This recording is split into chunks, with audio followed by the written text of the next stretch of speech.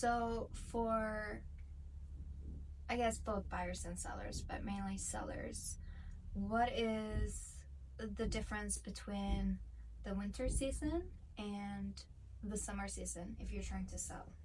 So let's say from the seller side first. I think that's a great question, so thank you. From the seller side, definitely if there's advice to give to in general, it's that the wintertime season, you're gonna look at a 5 to 10% lower profit than you will compared to the summer season, where you typically see a 5 to 10% higher on that. The most simple way to think about it is during the wintertime, you have all the holidays. So you have Thanksgiving, you have Christmas, you have New Year's. So from November until realistically until the second week of February, it's going to be a much slower season because people are not out and they don't necessarily want to buy real estate at that time. And again, it comes down to wants versus needs. Because if someone needs to sell, then of course the best time to sell is when it has to be done. Because some people are, you know, having a tough time making payments or etc. So they should sell. But if you have the choice to sell, definitely sell towards the summertime because that's the opposite. Kids are out of school usually around that second week of May or first week of June. So now those families are, they can go out and search together. So it's kind of like a family sort of affair. I've had clients that I met them the second week of May and they were determined. They said, this summer we're going to buy a house. And a lot of times they need to get into that house before the next school year starts, or they're really trying to get into a certain school district. So they have to be in something by that August or September. So that's the market you want to capitalize on as a seller if you have the choice. Yeah. Okay. So the winter time could also be a good time for buyers to potentially buy. Absolutely. Yeah. Yeah, that's definitely. I every time it's the winter season, I'm looking around like, what can I try to buy? Because definitely it's, at least in my mind, when I'm representing a buyer, this is the time to strike. Yeah. This is a seller that needs to sell. Because if I'm on the other side of the table, I'm telling them, don't sell during the winter. So clearly they're here, so they need to sell. So because there's less competition, buyers will have more leverage to get a home at a better deal. So definitely, if you're a buyer, I would say strike during the winter time. Yeah. Cool. But it's great because no other realtors are working during the wintertime, so call me. We'll be working. So. What has been the biggest roller coaster in an escrow for you? So I had a listing before that was one of my top listings at that time. It was a really big listing, and the sellers of that home were purchasing their dream home. They had found it, and they said, Bryan, this is an 11 out of 10 home. It was perfect. And it was perfect. It is perfect for them. And so we had their house listed, and it was a contingent sale. So it was selling their house to purchase the other one. Anytime you do a contingent sale, there's a lot of timelines that are in place. So when we got into it, we're like, we have 21 days. So in my mind, I'm like, we got to do everything. Brokers opens, open house, door knocking, like just everything we can, social media to get this house sold. And unfortunately at that time, it was like the market just happened to be really, really slow. And it was for everyone. The good news is that the listing agents for the house we were buying, they were in the same market. So they're like, we know that it's also slow. So they were kind on that part. And having good relationships with agents is everything. Because at the end of the day, our contract for amount of days to get the home sold had expired. They could have kicked us out. But because we had a good relationship, they gave us, we'll give you one more week. We'll give you one more weekend. And I think it took us about 2 extra weeks to find the right buyer. And we actually found a buyer at full price. And I was like, let's go. Stars have aligned. It was outside of my control. But in escrow, a bunch of repairs came up. Like more repairs than I've seen in most other houses.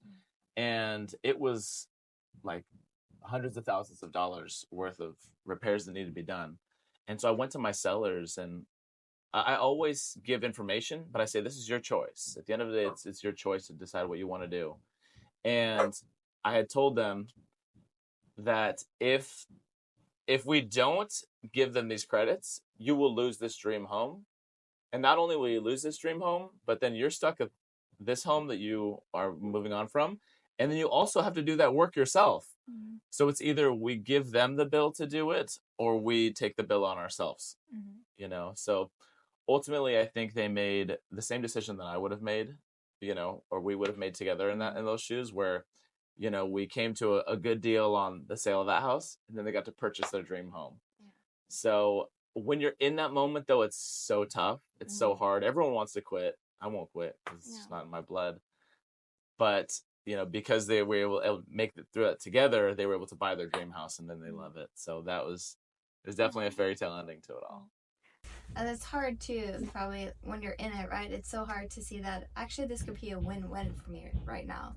Because when you're in it, you're just like, gosh, like, but then when maybe even when the escrow's closed on both property, now you're sitting in your dream home and you actually, yes, you maybe had to kind of pay out for certain things, but at the same time, you didn't have to deal with it, the time, the energy, the effort to get it all handled, right? So it's either you do the repairs yourself or you sell the property and let the other family do the repairs. Yeah. So the choice is yours, you know, but in this case, it's like, it's not, oh, I want to have this repaired. It's like things that needed to be repaired. So in those cases, it can definitely be a little bit of sticker shock, I think, for some sellers in cases like this. But at the end of the day, just how you mentioned earlier, is being calm and poised is really important. I think these sellers had told me that we were going in different directions, like between 3 and 5 times. They said, you know what, Bryan, we gave it our best shot. You know, we really just tried to get the home, but it's not going to work. And I said, I hear you guys, and let's just take the next small step forward and see where it takes us.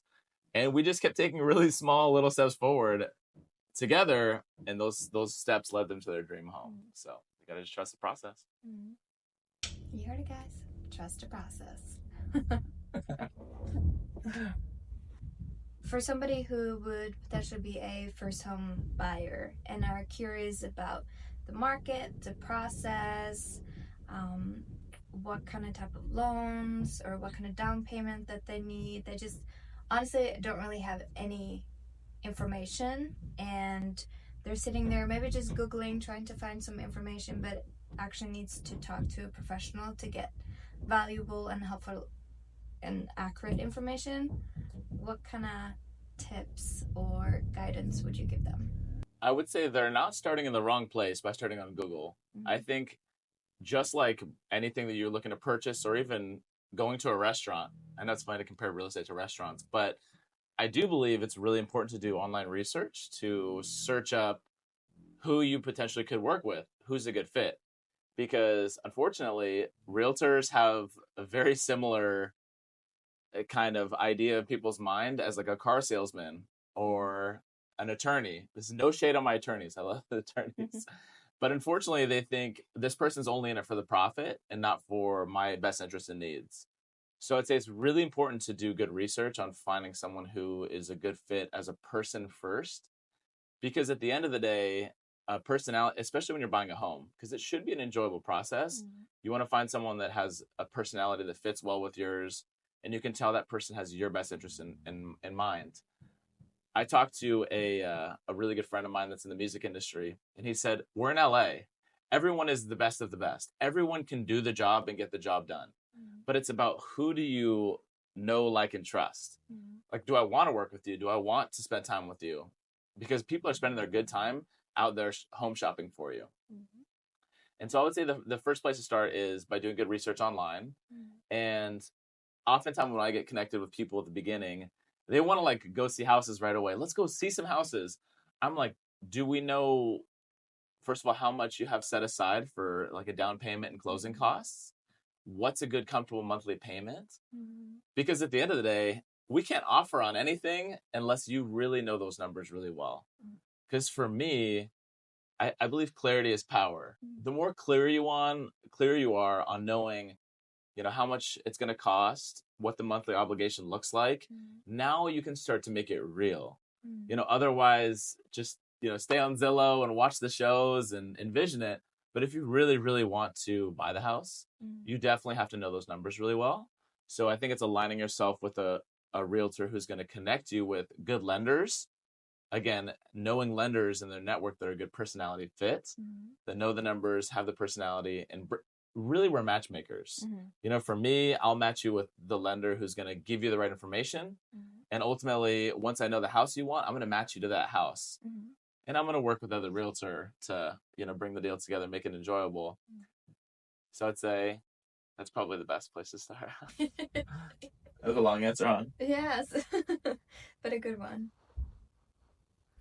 So if I was a first-time home buyer, what 3 pieces of advice would you give me to set myself up for success? For success, the 3 things I would say is, first, do really good online research to find a good realtor who you trust, who has a strong network. The second thing is connect with a good lender so you can have clarity on the process of what you want. And I would say third is sit down with a realtor and really put together your vision board, your dream board of what you want. Because at the end of the day, if you don't have a dream and vision, you don't know what you're chasing down. So I think you need to have a professional who's on your side that can help you just check those boxes and make sure you're safe while you're doing it.